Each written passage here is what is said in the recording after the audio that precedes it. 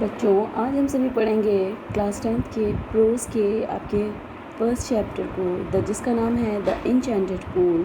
The enchanted pool, enchanted का मतलब होता है जादुई, पूल का मतलब होता है तालाब। इंचेंटेड पूल का मतलब एक जादुई तालाब की कहानी जिसे लिखा है सी राजगोपालाचारी जी ने, जिनका जन्म 1878 में हुआ था और डेथ जो थी वो 1972 में हुई थी।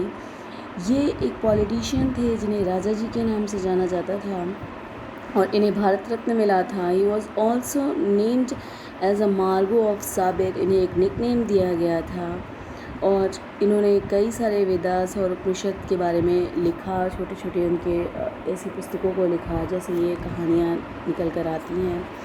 अबाउट द लेसन में आप देखेंगे तो लिखा हुआ है this lesson is an extract from the Mahabharata. It reflects the character of Yudhishthir the Dharmaraj, his patience, kindness, love for his brothers and intelligence. He pleases Yaksha by giving satisfactory answers to his questions. The Yaksh was pleased with Yudhishthira's partiality.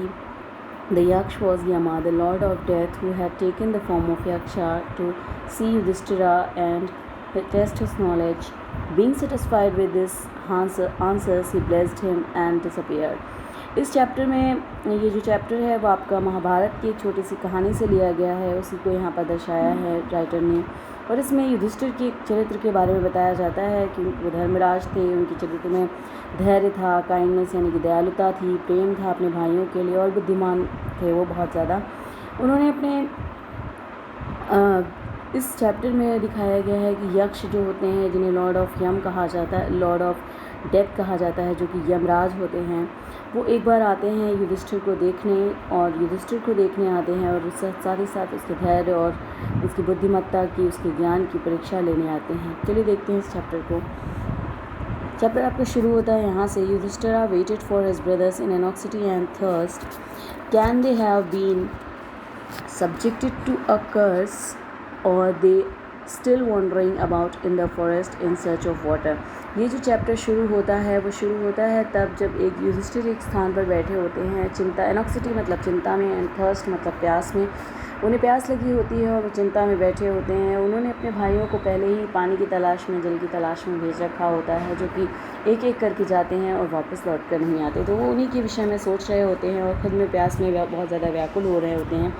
उनके दिमाग में आता है can they have been subjected to a curse or are they still wandering about in the forest in search of water.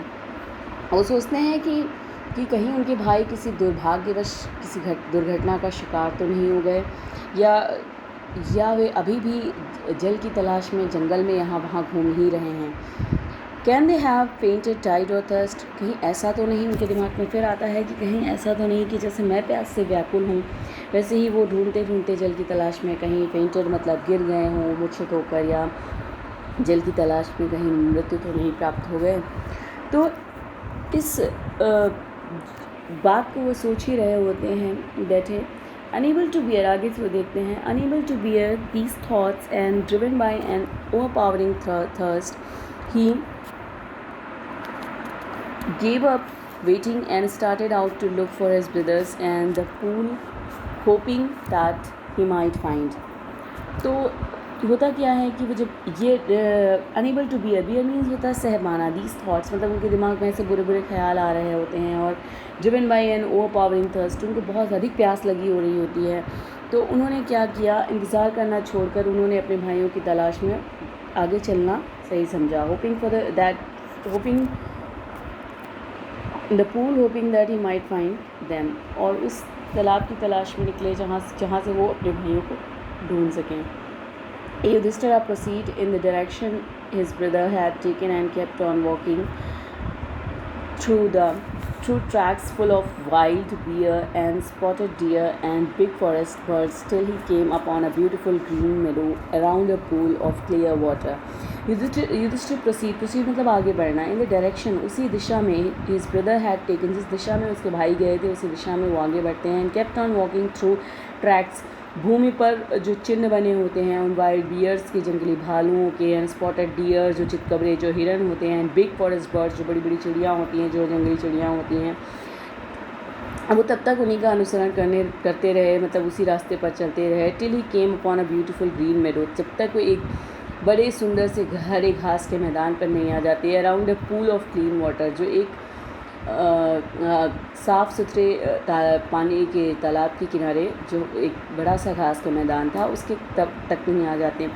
But when he saw, जब उन्होंने देखा, his brother lying there like flagpoles unable to restrain his grief, he lifted up his voice and wept। और उन्होंने जैसे ही अपने भाइयों को देखा ज़मीन पर पड़े हुए और बहुत ज़्यादा उनको मूर्छित अवस्था में देखा, ऐसे देखा जैसे वो कोई जो क्या कहते हैं, वो जैसे कि जो फ्लैग होते हैं जिन पोल्स पर लगाए जाते हैं, जब वो गिर जाते हैं, उसी तरीके से उनके भाई जो मूर्छित अवस्था में पड़े हुए थे उनको देखा तो अपने दुख को वो सह नहीं पाए, उनका जो दुख था वो रुक नहीं पाया।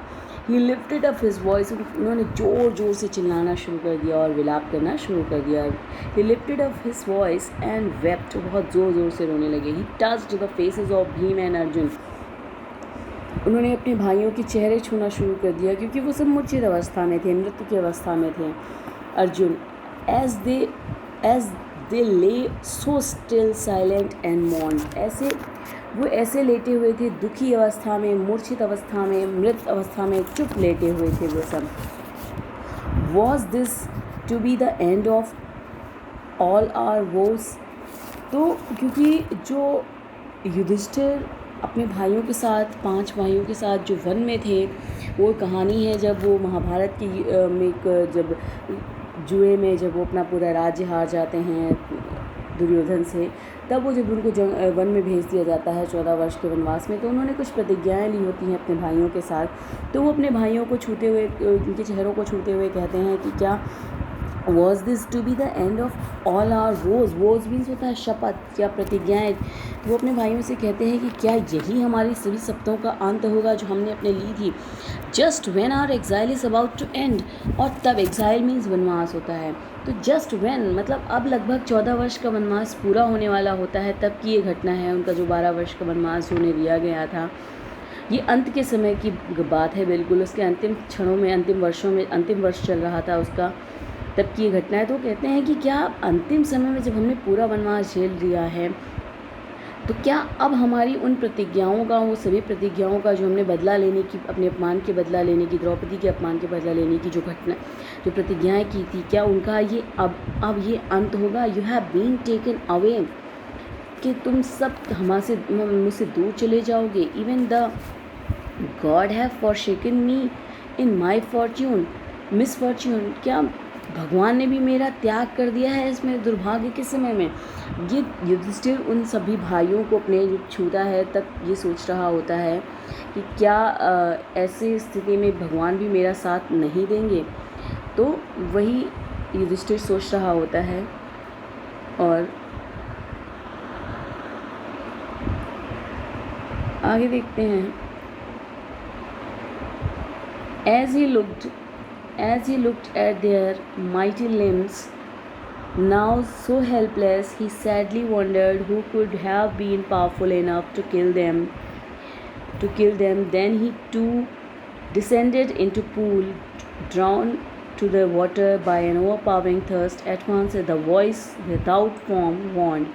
As he looked at their mighty मतलब शक्तिशाली, limbs मतलब अंगों को, जैसे ही उसने अपने भाइयों की, क्योंकि अर्जुन, भीम, नकुल, सहदेव ये सभी शक्तिशाली थे, तो जैसे ही वो अपने भाइयों के शक्तिशाली अंगों को देखता है ना, सो हेल्पलेस, कितने जो हेल्पलेस मतलब होता है, कितने जो सहायता जिनकी कोई नहीं कर सकता, स्वयं की सहायता नहीं कर सकते, ऐसे लेटे हुए हैं असहाय स्थिति में।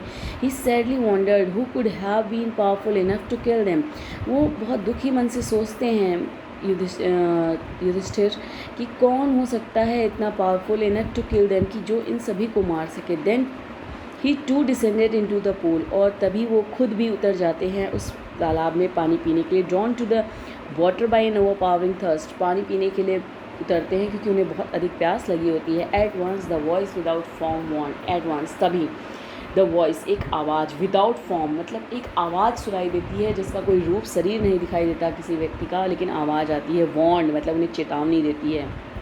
क्या चेतावनी होती है? Your brothers died because they did not heed my words, तुम्हारे भाई मर गए क्योंकि तुमने मेरी बात को, मेरे शब्दों को नहीं सुना था। उनमें हीड मतलब ध्यान नहीं देना। They try to drink water without answering my questions, वो आवाज़ कहती है कि तुम्हारे भाइयों ने मेरे प्रश्नों का जवाब नहीं दिया और बिना प्रश्नों के जवाब दिए ही वो पानी पीने के सोच रहे थे, इसीलिए वो मृत हो गए। डू नॉट फॉलो देम, उनका अनुसरण मत करो, मतलब जिस तरह से तुम्हारे भाई मृत्यु को प्राप्त हुए वैसे उनका अनुसरण मत करो।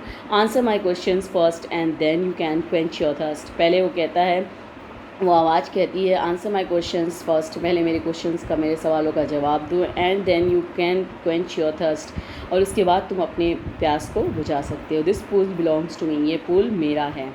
आई did not take Yudhishthira sorry it did not take Yudhishthir a moment to understand that these could be none other than the words of Yaksha, and guessed what had happened to his brothers. It did not take Yudhishthir a moment. Yudhishthir को ये समझने में ज़रा भी समय नहीं लगा कि यह आवाज़ किसी और की नहीं है। That this could be none other than the words of Yaksha. ये जो शब्द हैं वो यक्ष यम के हैं, जो कि मृत्यु के देवता हैं। And guessed what had happened, और उन्होंने अनुमान लगा लिया कि उनके भाइयों के साथ क्या हुआ था। It took him no time to see a possible way of bringing them back to life. उनको तुरंत एक संभव रास्ता जो नज़र आने लगा कि वो कैसे अपने भाइयों को वापस जीवन प्राप्त करा सकते हैं, अपने भाइयों को। He said to the bodiless voice, please ask your question. उन्होंने उस बॉडीलेस, उस शरीर विहीन जो आवाज़ आ रही थी उससे कहा, प्लीज़ आस्क योर क्वेश्चंस। आगे के पार्ट को हम अगले पार्ट में देखेंगे।